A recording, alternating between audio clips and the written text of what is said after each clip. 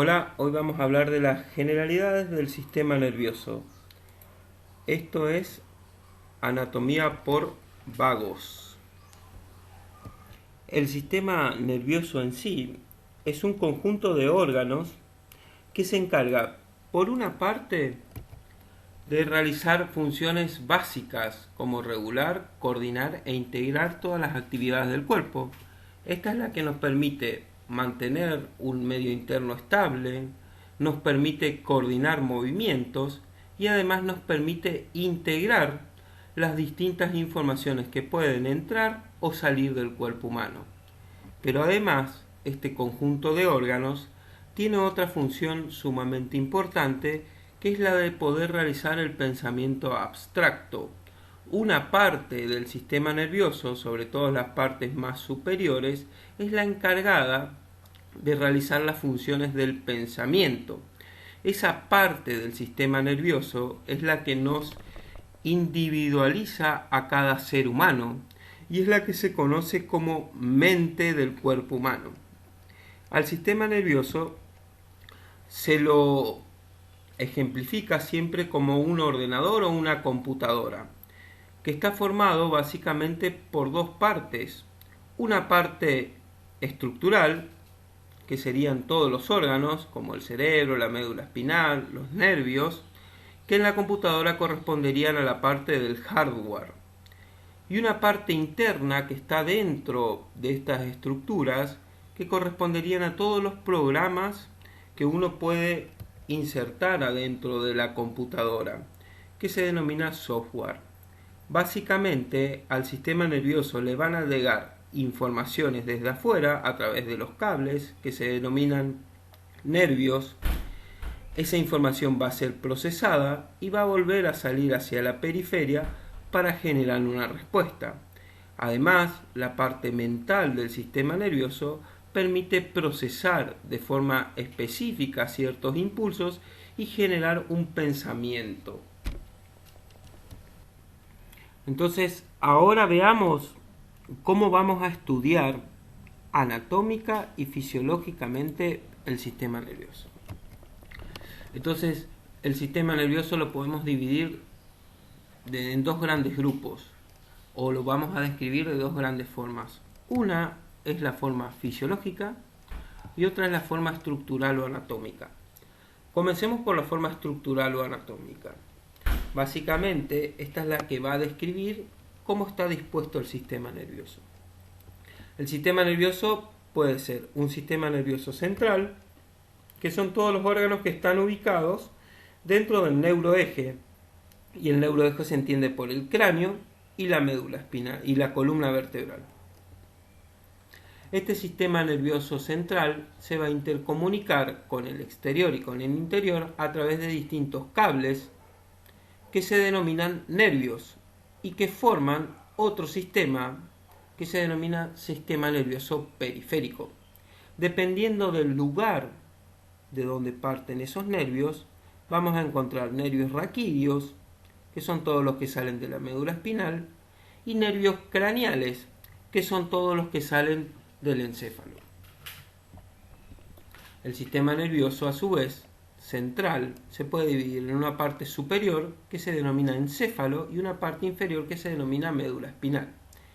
El encéfalo está alojado y protegido por el cráneo, y en este encéfalo vamos a describir distintas partes.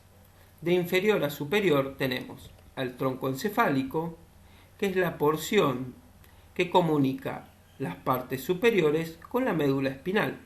Este tronco encefálico está dividido a su vez en tres regiones para su descripción anatómica. Una parte inferior que se denomina bulbo, una parte media que se denomina puente y una parte superior que se denomina mesencéfalo. Por detrás del tronco encefálico tenemos al cerebelo. Por arriba del tronco encefálico el diencéfalo, y esta pequeña porción del sistema nervioso se encarga básicamente de comandar el medio interno. Y más por arriba del diencéfalo, la parte más evolucionada del sistema nervioso, que corresponde a los hemisferios cerebrales.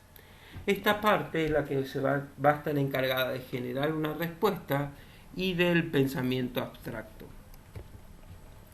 La otra parte del sistema nervioso central es la médula espinal. Esta médula se encuentra protegida por la columna vertebral. Acuérdense que la columna vertebral está formada por estructuras que se denominaban vértebras, y las vértebras, a grosso modo, se las puede dividir en una parte anterior que se denomina cuerpo y una parte posterior que se denomina arco posterior. La unión del cuerpo con el arco posterior forma un espacio que se denomina canal medular, por donde va a estar la médula espinal. La función del canal es proteger a la médula espinal. Fíjense que la médula espinal se ubica dentro del canal vertebral.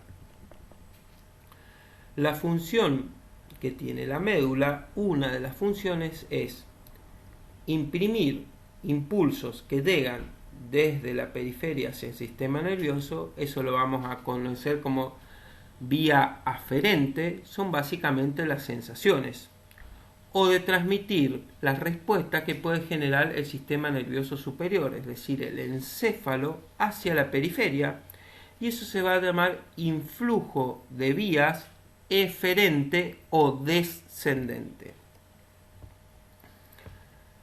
El sistema nervioso periférico, dijimos entonces que estaba formado por dos grupos de nervios.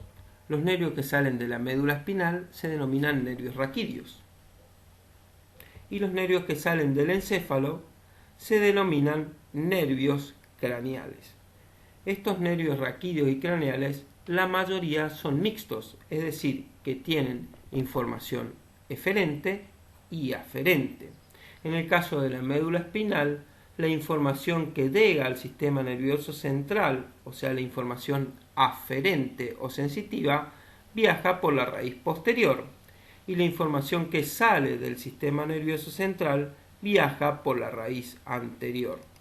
Hay que tener en cuenta que todos los nervios, o si no la mayoría de los nervios, sean raquídeos o craneales, van a tener estructuras anexas que se denominan ganglios nerviosos, y esas estructuras ganglionares generalmente contienen los cuerpos neuronales y sirven para interconexión de los nervios con áreas del sistema nervioso autónomo.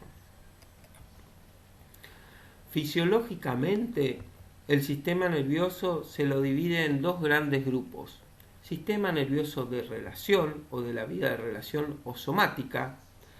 Básicamente este sistema o esta parte del sistema nervioso en cuanto a su función es la encargada de interconectar el sistema nervioso con lo que pasa afuera de él, es decir, las sensaciones, por la vía aferente, que va a llevar un estímulo desde afuera hacia el sistema nervioso central, y ese estímulo generalmente va a relacionar una respuesta que es eferente y que sale del sistema nervioso central hacia la periferia. La otra función que tiene el sistema nervioso es la de mantener el medio interno. Inconscientemente, uno no está pensando conscientemente que tiene que aumentar la frecuencia cardíaca, que tiene que aumentar la respuesta respiratoria o que tiene que aumentar el peristaltismo intestinal. De eso se encarga el sistema nervioso vegetativo o autónomo, a través de dos divisiones. Una se llama división simpática y otra parasimpática, ¿sí?, con distintos neurotransmisores que ya lo vamos a ver más adelante. Estos dos sistemas se relacionan entre sí, intercomunicándose, porque cualquier respuesta externa puede generar un aumento o una disminución del metabolismo. En cuanto a la descripción de cómo estudiar estructuralmente el sistema nervioso, vamos a ver que hay dos formas. Una es conociendo lo que vemos por fuera, es decir, la configuración externa del sistema nervioso. Acá me pareció bueno poner algunos términos que van a tener en los libros y que por ahí complican un poco. Básicamente esos términos son rostral o ventral. Rostral se refiere a rostro y ventral al vientre, o a decir a la región anterior del tronco. Entonces, todo lo que ustedes lean en el libro como rostral o ventral es anterior. Obviamente, en el encéfalo se van a describir como rostrales porque miran a la cara. Y a nivel de la médula espinal, como ventrales porque miran al vientre. Cefálico es todo lo que está por arriba o que mira hacia la cabeza. Caudal es todo lo que mira hacia la cauda o hacia la porción inferior. Medial, obviamente, es todo lo que está cercano a la línea media, y lateral lo que se aleja de la línea media. Pongamos un ejemplo. En el libro, en este caso a nivel de los hemisferios cerebrales, vamos a encontrar distintos lóbulos. Lóbulo frontal, lóbulo parietal, lóbulo temporal, occipital de la ínsula, etc.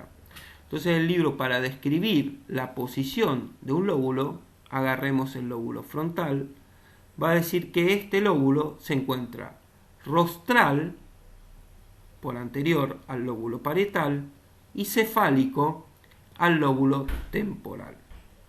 Otra cosa que van a encontrar en la configuración externa son términos como cisuras o fisuras y surcos. Los dos, tanto la cisura como los surcos, son invaginaciones o pliegues del sistema nervioso. ¿Qué define que uno se llame cisura o fisura y el otro surco? La profundidad.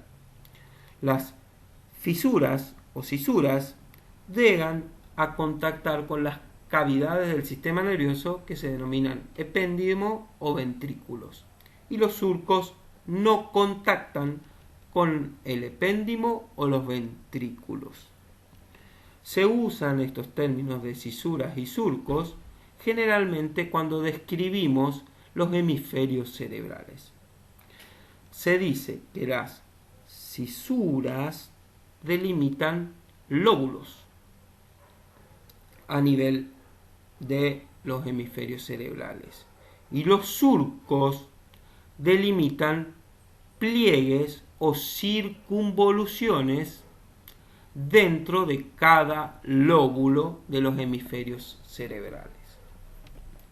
En cuanto a la configuración interna y terminando, tenemos que entender que la configuración interna es todo lo que vemos cuando realizamos una sección de los órganos del sistema nervioso central.